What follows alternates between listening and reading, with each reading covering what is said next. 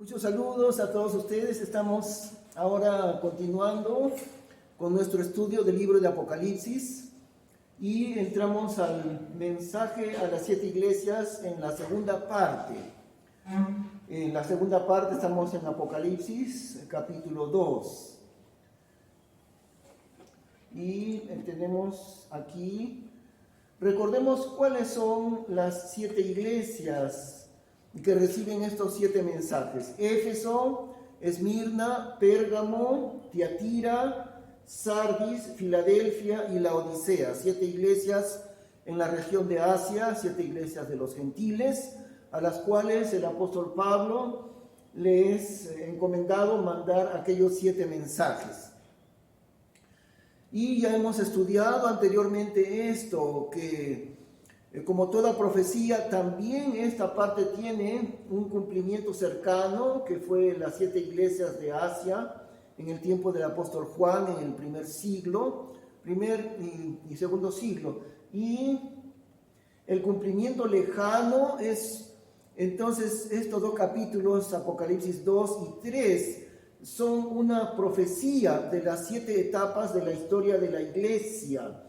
Ahora quiero hacerles comprender algo que muy importante en este sentido. Cada vez que uno busca en un libro de historia de la iglesia, no conozco yo hasta el momento, aparte del curso que llevamos nosotros, que están basados en los estudios del pastor Jeff Adams, los cursos del pastor Jeff Adams.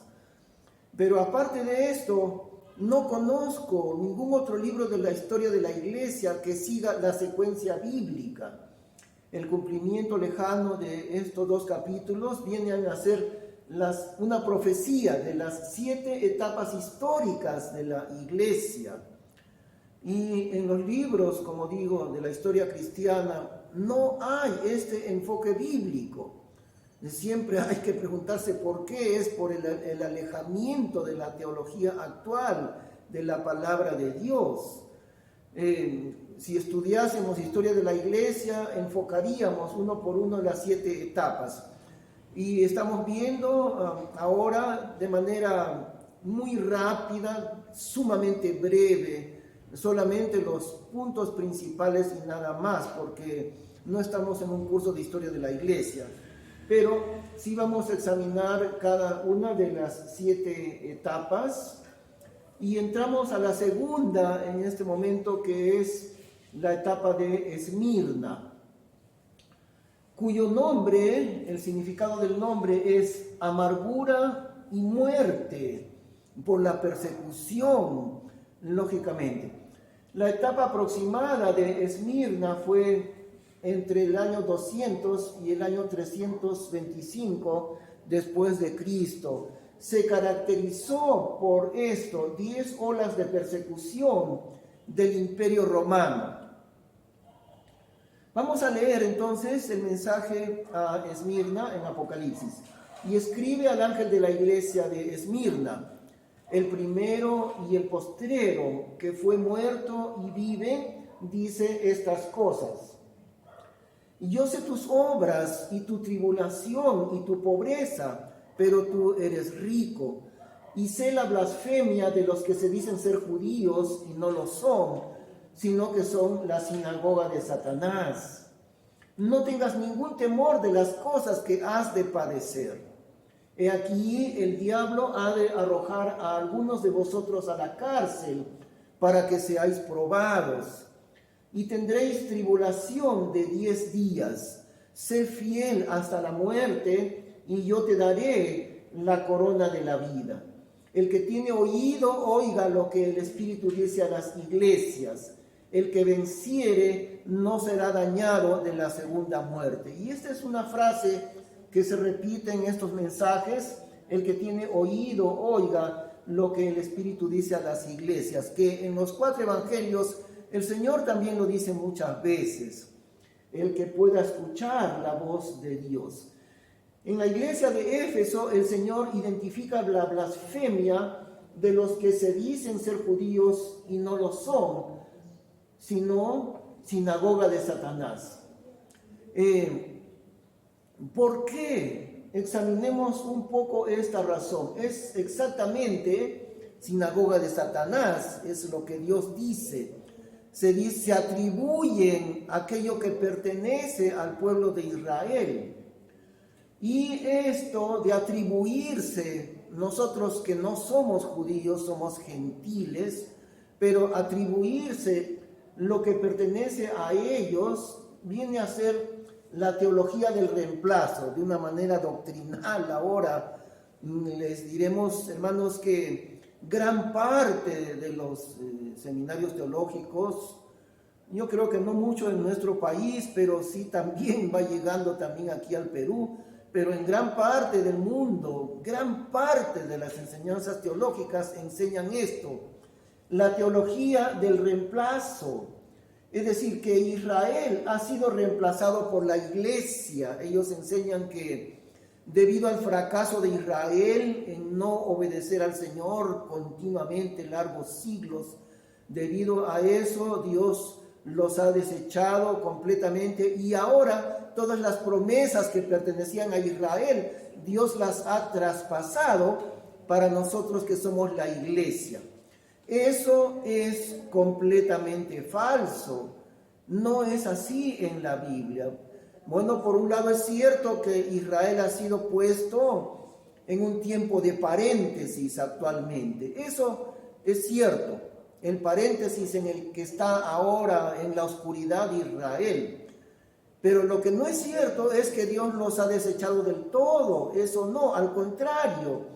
En el tiempo de la tribulación, la nación de Israel completa, los que estén allí se van a convertir al Señor de un solo golpe.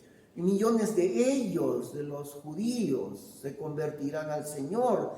A partir de ahí Dios restaurará todas las promesas a Israel que están en el Antiguo Testamento, el cumplimiento de las profecías en cuanto a Israel.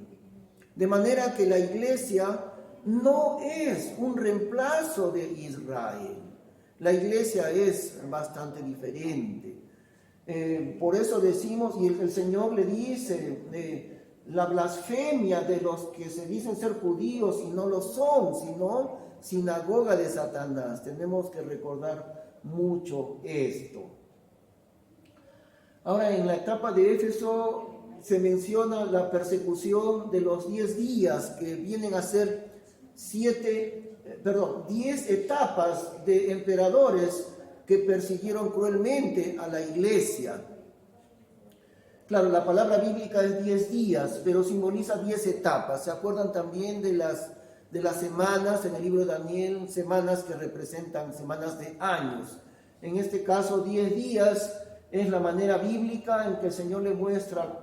Hubieron 10 emperadores que hicieron esta persecución cruel. Ahora, hubieron más persecuciones, no solamente las 10, pero estas son las 10 que se registran oficialmente, persecución decretada oficialmente. Tenemos la persecución de Nerón, del 37 al 68 después de Cristo, de Domiciano, de Trajano, de Marco Aurelio, de Severo, todos ellos emperadores romanos, Maximino, Decio, Valeriano, Aureliano, Dioclesio, todas estas persecuciones crueles de manera oficial contra la iglesia del Señor.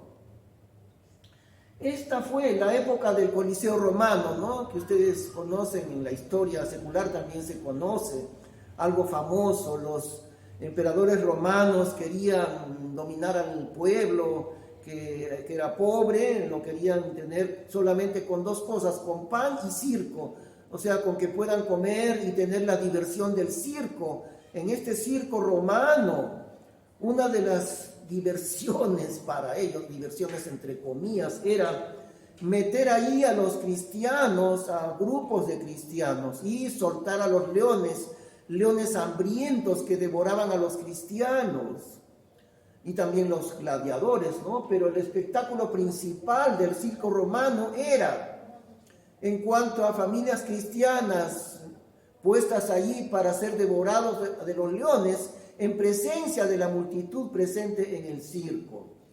y se calcula más o menos un aproximado entre 40.000 a 50.000 familias de cristianos fueron dados a los leones en el circo romano. Y los cristianos en ese momento, dentro del Coliseo romano, se tomaban de las manos y comenzaban a cantar himnos mientras venían los leones para devorarlos. Es famoso también lo que sucedió con John Huss.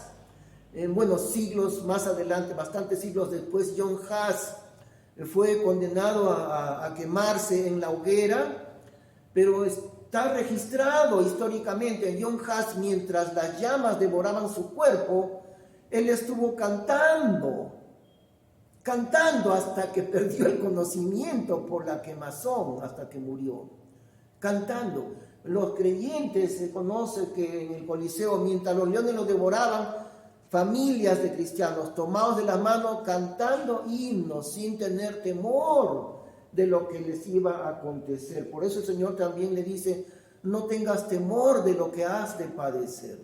10 etapas de persecución cruel. También esta fue la época de las catacumbas.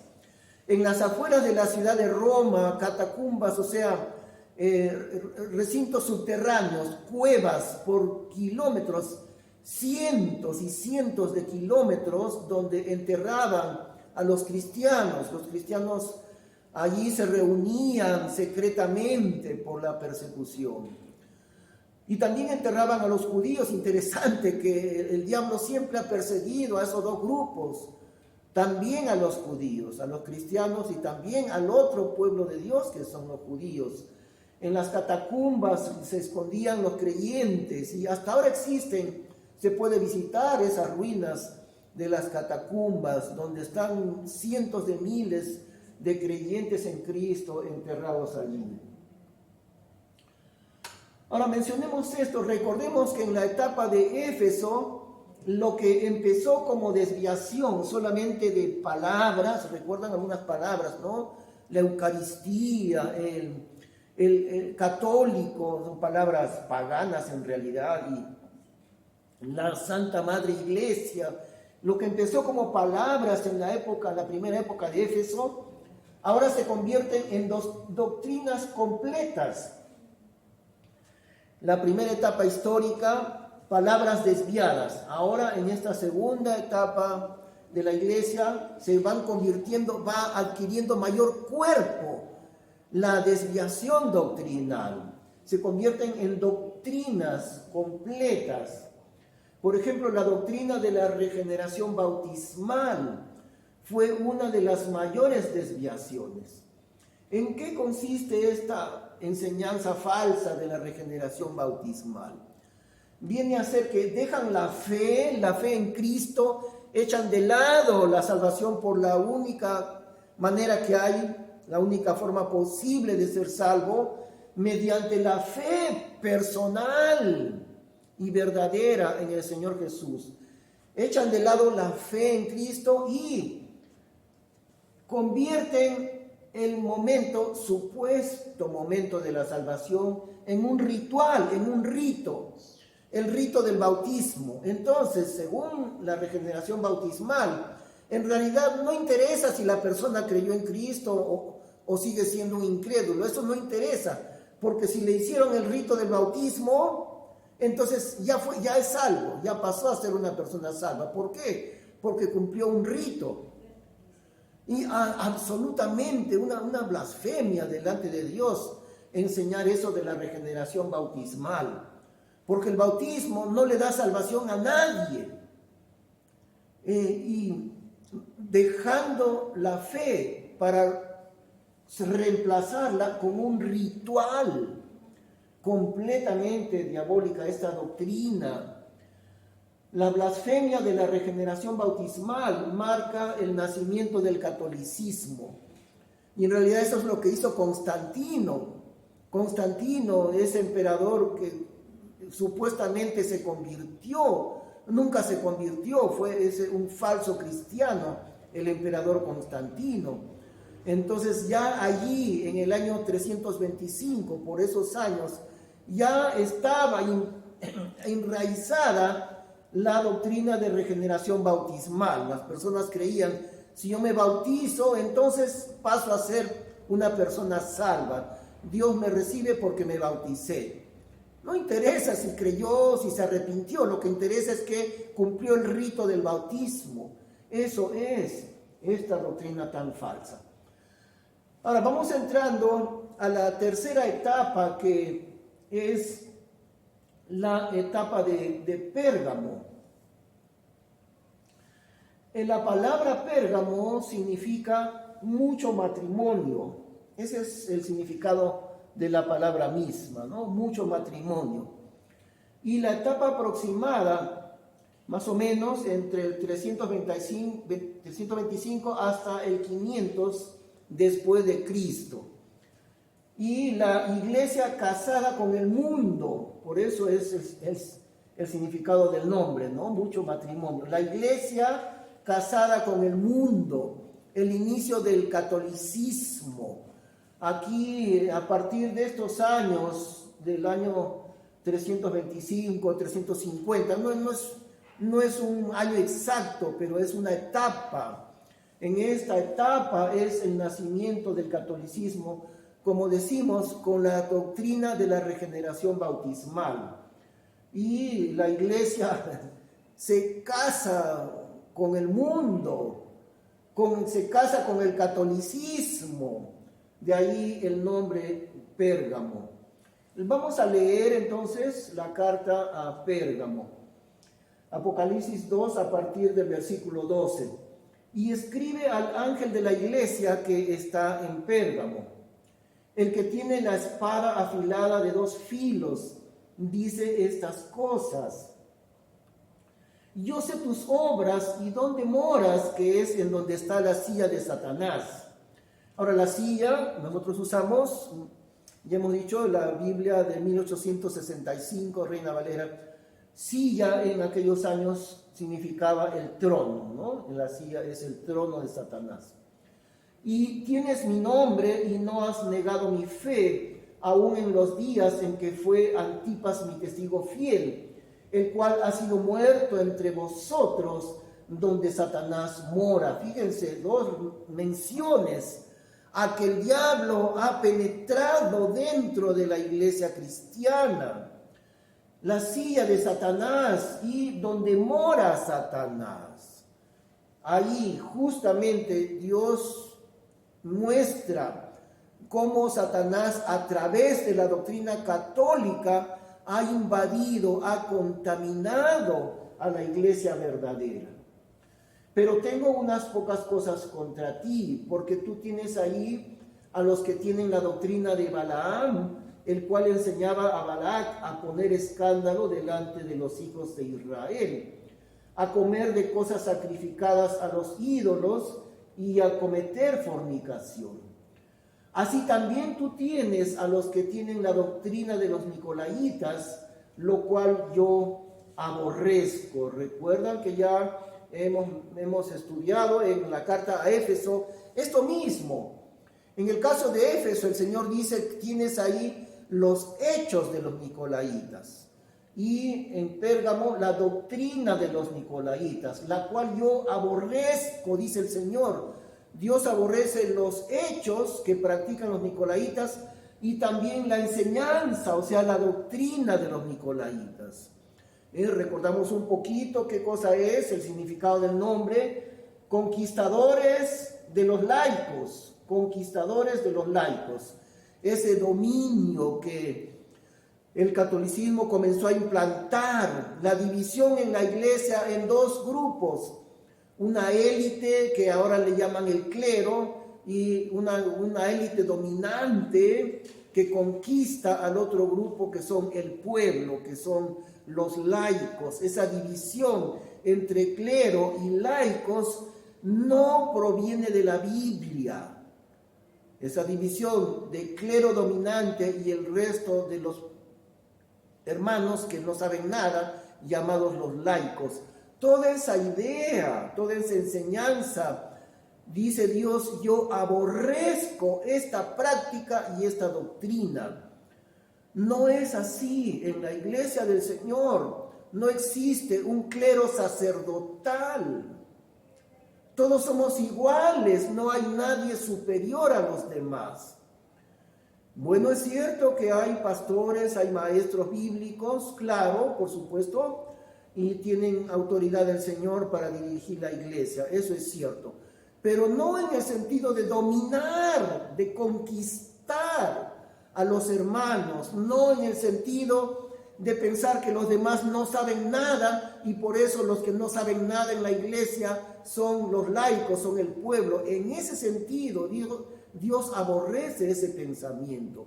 Al contrario, ¿cuál es la tarea que Dios le ha dado a los pastores y a los maestros? Perfeccionar a los santos para la obra del ministerio. Ese es el trabajo de un pastor y de los líderes de la iglesia. ¿Cuál es su trabajo? Enseñarles a los hermanos a llevar a cabo el ministerio del Señor, de tal manera que todos los creyentes participamos en el ministerio del Señor. Eso es la enseñanza bíblica, no la de los nicolaitas, que dice Dios, yo aborrezco aquello. Arrepiéntete, porque de otra manera vendré a ti prestamente y pelearé contra ellos con la espada de mi boca. El que tiene oído, oiga lo que el Espíritu dice a las iglesias.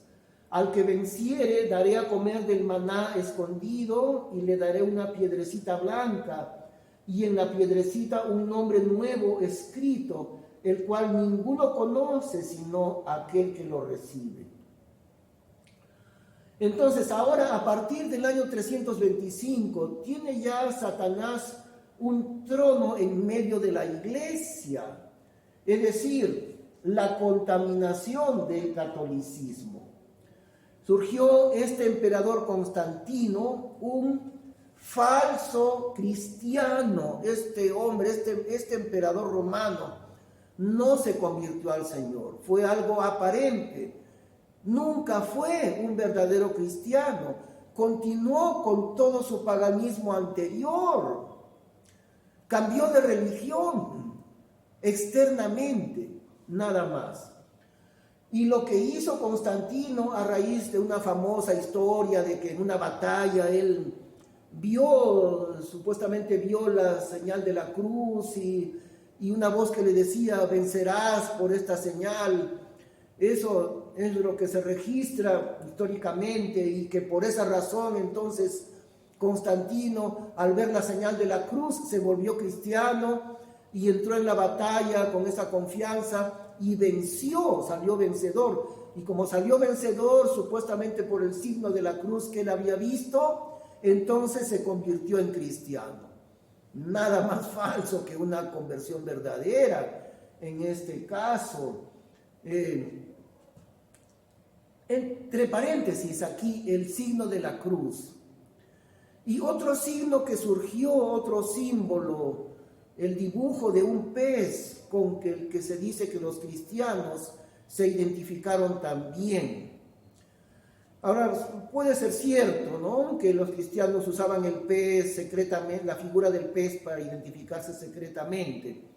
Pero vamos a lo que dice la Biblia. No pongamos como norma las cosas que sucedieron. Muy posiblemente sucedió eso, de que los creyentes ponían un pez para decir secretamente que eran cristianos, pero esa no es la norma. La norma es siempre la Biblia. ¿Qué hay del signo de la cruz para identificar a los cristianos? Cuando Pablo habla de la cruz, la gloria de la cruz, no está hablando del dibujo de la cruz, no está hablando de una cruz de madera, no está hablando de la cruz pintada en un papel, no. Lo que está hablando es de aquella cruz del Calvario donde el Señor murió, está hablando del significado espiritual de la crucifixión, de su significado espiritual, lo cual es invisible. No es que vamos a seguir el signo de la cruz o que hay que poner una cruz al frente de la iglesia. todo lo que es imagen en la Biblia, recordemos que Dios le dice, no harás ninguna imagen para adorarla.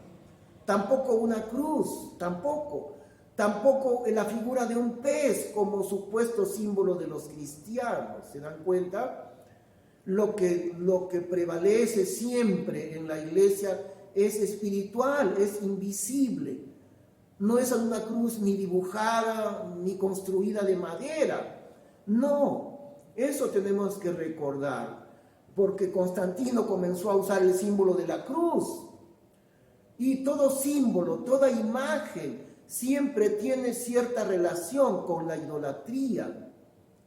Y Dios ha mandado que no es por imágenes, sino Dios es espíritu y los que le adoran en espíritu y en verdad es necesario que le adoren. Así que recordamos eso, siempre la norma es la Biblia, no la señal de la cruz, por supuesto. Entonces lo que comenzó a hacer Constantino, él proclamó que ahora el Imperio Romano sería cristiano de la noche a la mañana a raíz de su supuesta conversión. Declaró que ya no se iba a perseguir a los cristianos, sino que más bien el Imperio Romano entero iba a ser un imperio cristiano.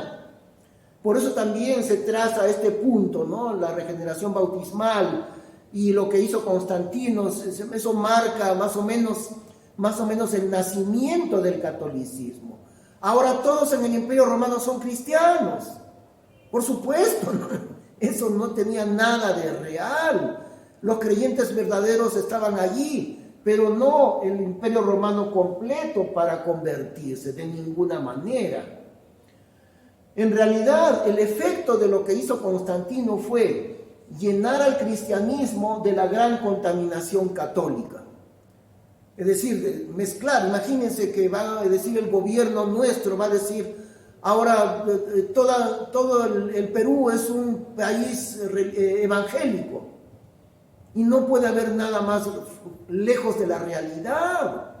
No porque proclamen que el Perú entero es evangélico, entonces de la noche a la mañana todos serán evangélicos. Habrá un grupo pequeño de cristianos verdaderos. Lo mismo sucedía allí. Pero lo que sucedió es que al proclamar legalmente, con la autoridad del emperador, que ahora todos somos cristianos, imagínense la tremenda contaminación del catolicismo que sucedió entonces, ¿no? El imperio comenzó a tomar control de las iglesias y las autoridades ahora eran autoridades del Imperio Romano, no eran cristianos verdaderos. Al inicio del catolicismo todo fue entonces una mezcla, eso debemos entender. Al comienzo, en estos primeros siglos, hubo una mezcla de lo verdadero con lo falso. Y por eso justamente el Señor declara que Satanás mora en medio de ese cristianismo aparente. Y el problema era que los cristianos verdaderos estaban allí. Y ahora la mezcla de la contaminación católica era una mezcla de cristianos verdaderos con cristianos falsos y con autoridades religiosas impuestas por el Imperio Romano. Por eso el Señor le dice con toda exactitud que allí está morando Satanás. Ahí tiene Satanás el trono suyo en medio de esta iglesia. Una iglesia que está casada con el mundo, con el Imperio Romano del catolicismo. Se comenzó a formar en este tiempo la estructura eclesiástica del catolicismo. Fíjense esa palabra, ¿no? Palabras católicas, eclesiástico. Y que efectivamente la estructura eclesiástica del catolicismo, los primeros papas, los obispos, etcétera.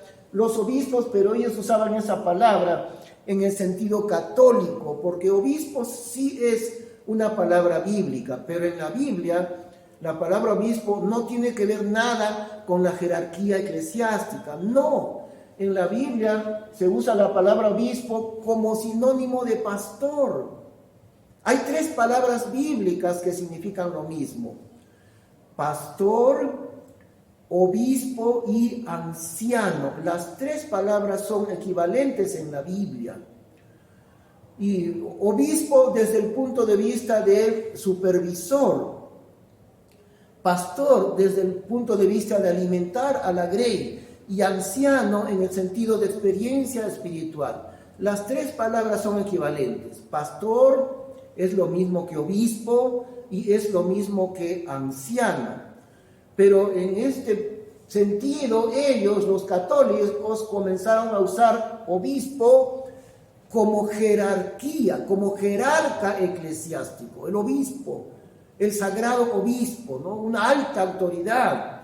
Y eso es totalmente antibíblico. Comenzó esa estructura eclesiástica que trajo el Imperio Romano, Satanás mismo, en realidad, ¿no? Ahí estaba metido Satanás, como Dios lo dice. Sin embargo, siempre hubo un remanente fiel, los que se separaron del catolicismo. Ellos fueron nuestros precursores. Desde aquellos tiempos, los cristianos verdaderos se comenzaron a separar del catolicismo. Ahora debemos entender que no todos los cristianos verdaderos se separaron del catolicismo. Muchos continuaron allí, por eso decimos una mezcla, una iglesia donde estaba mezclado los creyentes verdaderos con los católicos, creyentes falsos. Y claro, por último, ya pasando más tiempo, ya no quedaba ningún creyente verdadero dentro del catolicismo con el paso del tiempo, pero al comienzo era una mezcla. Los que se separaron del catolicismo han sido nuestros precursores, los precursores de los anabautistas y de los bautistas, que fue la misma palabra, ¿no?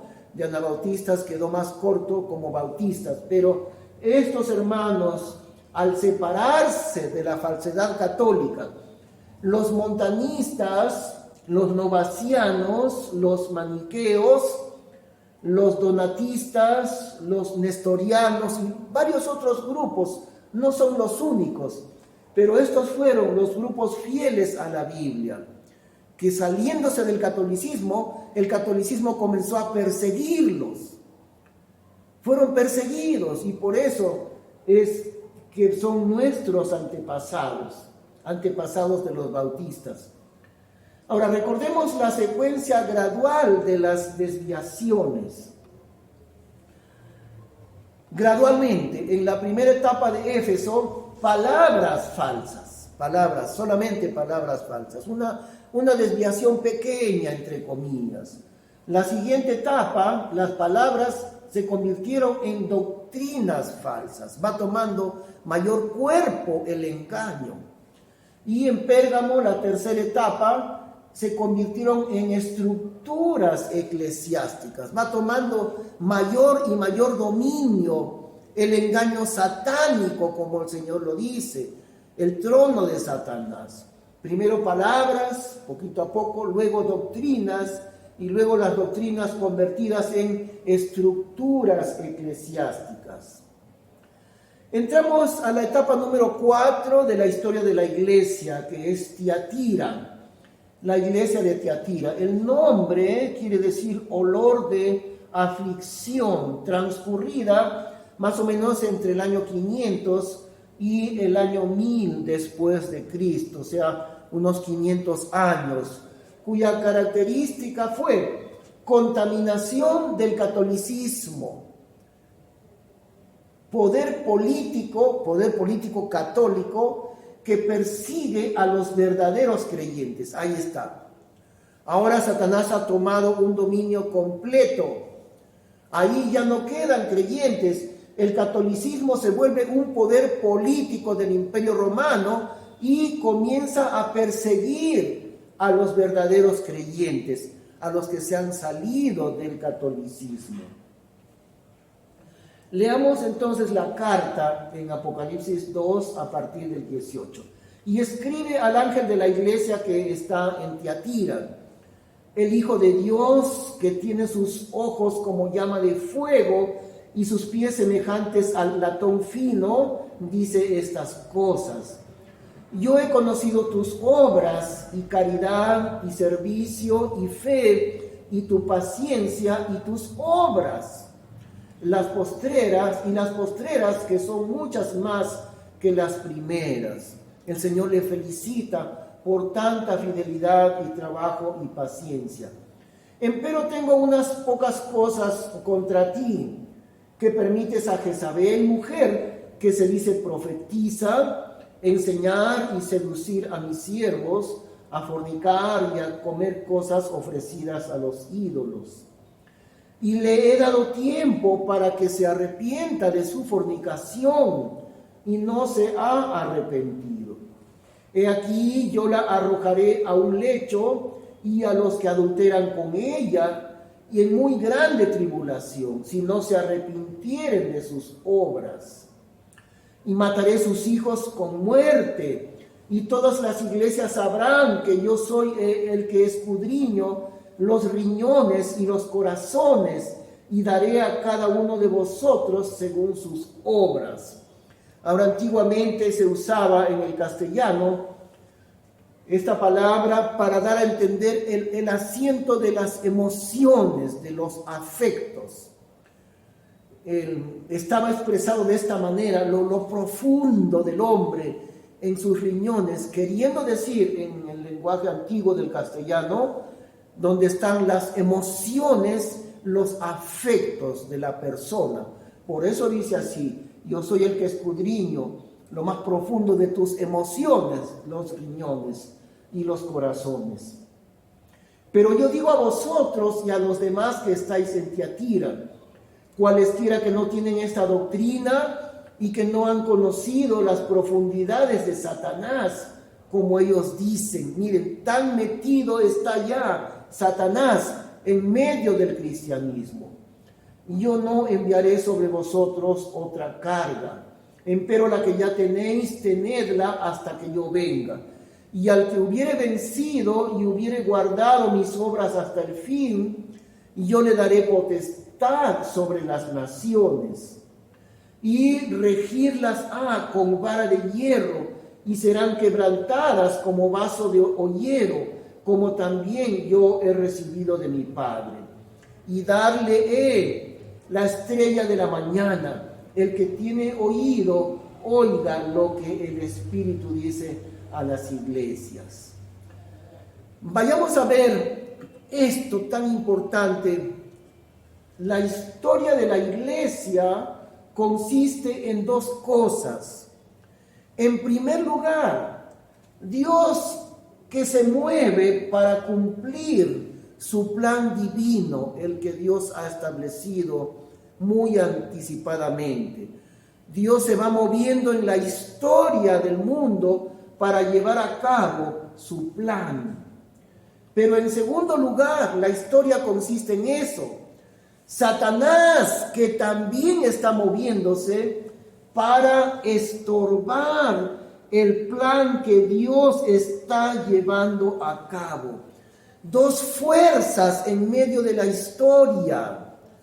Dios que va llevando a cabo su plan divino, y Satanás que se mueve también con poder para estorbar, para querer destruir el plan de Dios. No lo puede hacer, pero siempre lleva a cabo las artimañas satánicas para querer destruir el plan de Dios. ¿Recuerdan ustedes? Hemos dicho al inicio de este curso, ¿se acuerdan? ¿Cuál es la línea trazada en la Biblia desde el inicio hasta el final en la historia bíblica? ¿Cuál es el tema central de la Escritura? El establecimiento del reino de Dios. Eso es el tema central de la Biblia. Y por eso, para el establecimiento del reino de Dios, porque hay una fuerza satánica que se mueve en contra de lo que Dios está haciendo en medio del mundo. Así que eso es la historia de la iglesia. Con razón, el plan satánico se lleva a cabo con una falsificación del cristianismo llamado la Iglesia Católica. En la etapa anterior, en Pérgamo, Satanás ha logrado establecer su estructura eclesiástica por medio de un falso cristiano, el emperador Constantino. Ahora, en la etapa de Tiatira, la etapa número 4, la falsa iglesia se convierte en un poder político que persigue a los verdaderos cristianos. Fíjese el aumento del engaño, ¿no? El engaño tan pequeño, entre comillas, que comenzó en Éfeso. Palabras desviadas, palabras antibíblicas. Luego, en la siguiente etapa, doctrinas desviadas. En la siguiente etapa, estructuras eclesiásticas. Ahora, en la cuarta etapa, se llega a convertir en un poder político. Toda esta desviación tomó tan grande poder que ahora es un poder político satánico que persigue a los verdaderos cristianos. Toma el nombre de cristiano, el catolicismo, pero su trabajo diabólico es perseguir a los que son verdaderos cristianos. El Imperio Romano en esta etapa perdió su poderío militar, por eso se habla en la historia universal, ¿no? La caída del Imperio Romano. El Imperio Romano cayó, perdió todo su poderío militar, pero volvió a surgir en cierto sentido porque se convirtió en un imperio religioso. Un imperio religioso se volvió, falsamente llamado cristiano, por supuesto. Eso es lo que se conoce en la historia universal como el Sacro Imperio Romano. Ya no era militar, era un imperio religioso, el Sacro Imperio Romano. La Iglesia Católica inicia en estos tiempos, en estos años, lo que se llama el oscurantismo de la Edad Media. Ahora, actualmente los historiadores, influenciados mucho por los jesuitas católicos, no le quieren llamar el oscurantismo, ya no quieren usar ese nombre, pero ese es el nombre de la Edad Media, causada por el catolicismo, el oscurantismo, la edad oscura, la etapa oscura de la historia. ¿Y por qué esta oscuridad? Se debió a que la Biblia fue quitada de las manos del pueblo. La tuvieron escondida y secreta, es decir, en idioma latín. Ustedes deben haber escuchado de la Vulgata Latina, esa Biblia conservada por el catolicismo, que a propósito es una Biblia con muchas adulteraciones que no tenemos tiempo de mencionar en este momento, pero la Vulgata Latina es la versión oficial del catolicismo y estaba en idioma latín, que nadie entendía, y solamente los curas, aún ni siquiera todos los curas entendían el latín, pero estaba ahí en cadenas, porque el catolicismo impedía bajo persecución, bajo pena de muerte, a la persona que se atreviera a traducir la Biblia a los idiomas de las personas. Por eso fue que Casiodoro de Reina, que tradujo nuestra Biblia en castellano en 1569, se demoró 12 años Casiodoro de Reina. Anduvo perseguido de ciudad en ciudad por toda Europa. La Inquisición le pisaba los talones para quemarlo en la hoguera, por haberse atrevido Casiodoro de Reina a traducir la Biblia para que la gente que hablaba castellano pudiese leer la palabra de Dios. Por eso se llama la Edad Oscura, porque la luz es la palabra de Dios, la luz es la Biblia. Y si la luz está escondida, no puede alumbrar, entonces el mundo se convierte en pura oscuridad. Esa fue la razón de haber ocultado, de haber impedido y prohibido que la Biblia fuese traducida. Sin embargo, Dios permitió que todavía su palabra corriese en secreto, clandestinamente, por diversas traducciones que hicieron muchos hermanos en esos tiempos también. Podríamos mencionar uno por uno bastantes traducciones que se hicieron, como digo, en forma clandestina. Pero tenían que hacerlo así, escondidos, traducir la palabra de Dios en los idiomas de los diferentes países. Más adelante todavía, con la invención de la imprenta, recién se comenzó de nuevo a difundir grandemente la palabra de Dios en los diversos idiomas. Muy bien, hemos examinado entonces ahora las tres etapas, ¿no?, históricas: Esmirna, Pérgamo y Tiatira. Continuamos la siguiente semana con las tres últimas en esta serie de 7 cartas a las iglesias. Vamos a orar un instante. Señor, te damos las gracias porque tu palabra es la luz que ilumina el mundo entero, la que ilumina el corazón del hombre.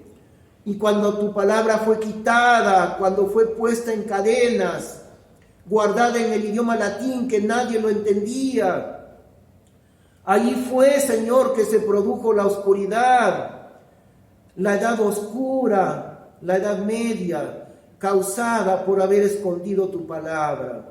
Pero te damos gracias que hoy en día tenemos en la mano, cada uno de nosotros, la luz que ilumina de tu palabra, Señor. Gracias por cada hermano, cada persona que estudia este curso de Apocalipsis. Bendice su entendimiento, hazle crecer en Cristo Jesús a través de este aprendizaje, Señor. Te damos las gracias, llenos de gozo, en el nombre del Señor Jesús. Amén. Que el Señor le bendiga. Nos vemos la siguiente semana.